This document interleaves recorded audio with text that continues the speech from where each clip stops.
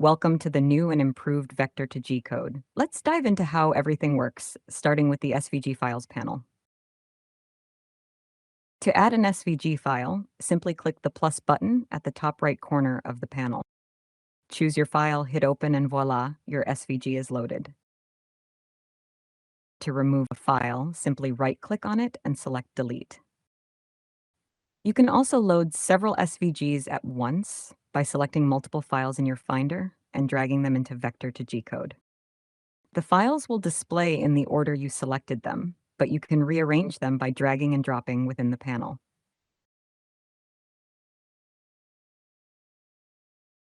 This rearrangement changes the sequence in which your machine will draw them.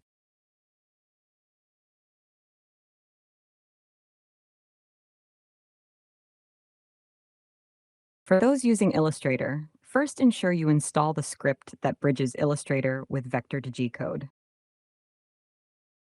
Go to the Help menu, select Get Illustrator Script, choose where to save it, like your desktop, and save. Next, drag the saved script into your Illustrator scripts folder, which might look like this: /applications Adobe Illustrator 2024 /presets.localize/enus scripts. If prompted, enter your administrator username and password.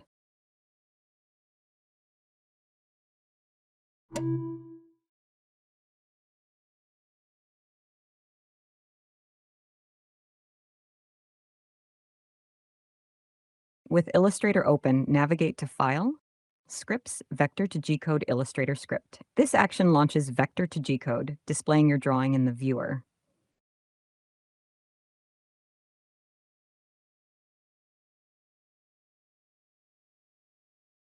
Now the interval panel.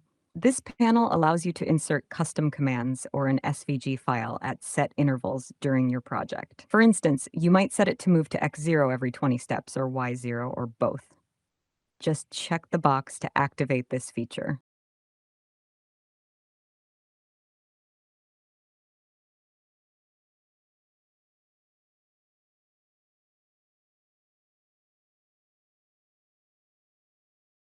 You can even place an SVG file at every interval. Your machine will move to where the interval SVG is located and draw it every 20 steps. This is especially handy for tasks like picking up paint at regular intervals. I'm excited to see what creative uses you come up with. Both G-code commands and interval SVGs can be applied simultaneously, with the G-code running first.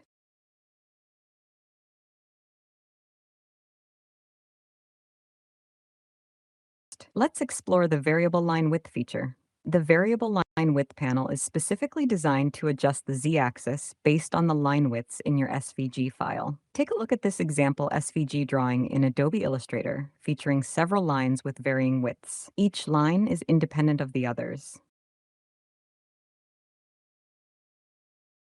When you import this SVG into Vector to G-Code, to activate adjustments, you must input your maximum z-value, the z-value for your widest line, and your minimum z-value, the z-value for your thinnest line. Remember to check the checkbox to enable the feature. In the viewer, you'll notice that the heights of the lines vary according to their width. If you create a sequence of lines that gradually transition from thin to thick, you'll observe a corresponding gradual adjustment in the z-axis. This feature is particularly useful if you're using a brush. Adjust the z-axis to control the thickness of the stroke. The closer the brush is to the surface, the thicker the line, and the further away, the thinner the line. Now, let's add an interval every 2 steps and include an SVG at each interval before diving into the application settings.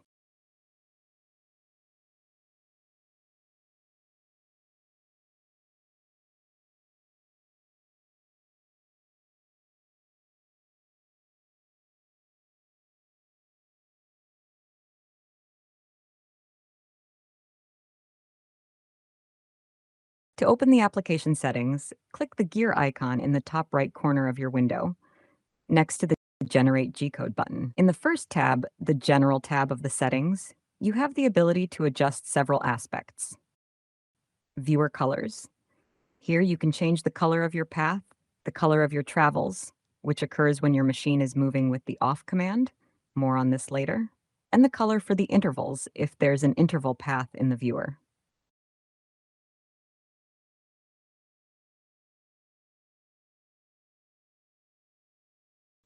Background and grid colors. Modify the color of the viewer background and the grid, or bed, as it's commonly referred to.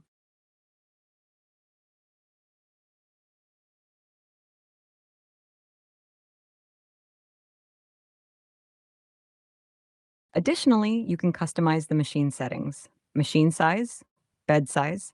Set this to reflect the actual dimensions of your machine. Enter values that correspond to your machine's size.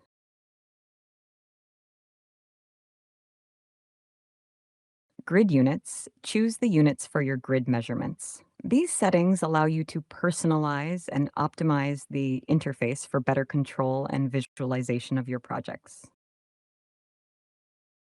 In the Start End tab, you can insert custom commands to be executed at the beginning and end of your Gcode sequence. Any command you place in the Start Command field will be executed at the start of your code, and any command entered in the End Command field will run at the end of your code. Additionally, these input fields support multiple commands, allowing you to sequence a series of actions for more detailed control of your machine's behavior. In the Global On-Off Command tab, you can configure the primary movement settings for your machine. The first setting is the feed rate, which controls the speed at which your machine operates while painting. It's measured in millimeters per minute and is set by default to 4,000 millimeters per minute. Feel free to adjust this value if your machine can operate effectively at faster or slower speeds. Next, we have the seek rate, which is the speed your machine moves at when it is not painting, such as moving from one point to another. This rate is also set to 4,000 millimeters per minute by default. Additionally, this tab includes an invert z-axis checkbox. Checking this box will reverse the movement direction of the z-axis. This feature is useful because some machines may require the z-axis to be inverted, depending on their specific configurations or operational needs. Finally, this tab also includes settings for the on commands and off commands. The on command is the command that initiates a path, and the off command is the command that concludes a path.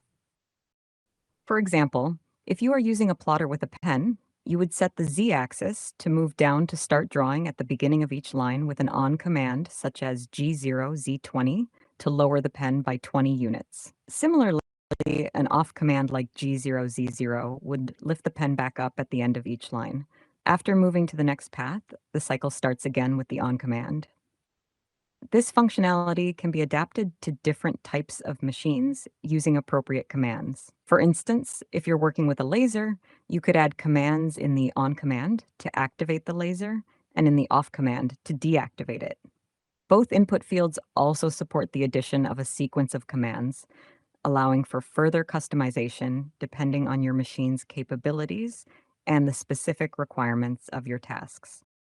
We've added a highly versatile feature that allows you to override the global settings for each individual SVG. By navigating to the SVG Files panel, you can click to access options for every loaded SVG. Any commands entered in the on and off command fields here will override the global on and off commands specified in the settings. This functionality enables you to tailor custom tasks for each SVG file. For instance, you might want to activate a different motor for every SVG, or adjust the laser power settings for each SVG you work with.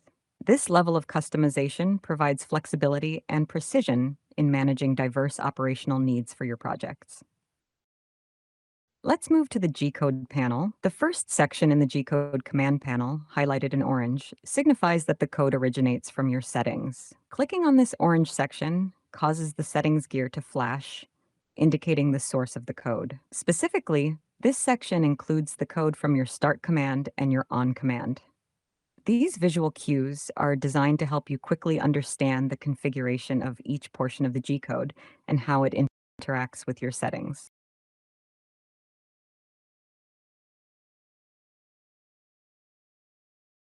Moving on, the dark blue section denotes the presence of custom code specific to an SVG, which overrides the global commands. Clicking this section triggers the SVG Files panel to flash, offering a clear visual indicator of the code's source. This feature simplifies the process of identifying and understanding the customizations applied to specific SVGs.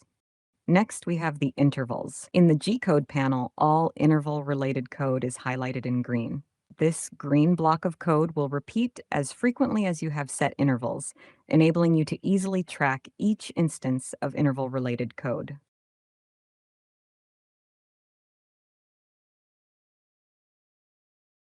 Finally, we provide a versatile feature that allows you to insert custom commands anywhere in your G-code. By clicking on any of the gray lines in the G-code panel, a window will pop up where you can enter any command or sequence of commands. For example, adding the command M601 will pause your machine at the designated point. These custom commands will appear in light blue within the panel, clearly distinguishing them from other segments of code. This functionality enhances the flexibility and control you have over your machine's operations. As we wrap up this overview of vector to G code, we are truly excited to see the myriad ways you will utilize our application.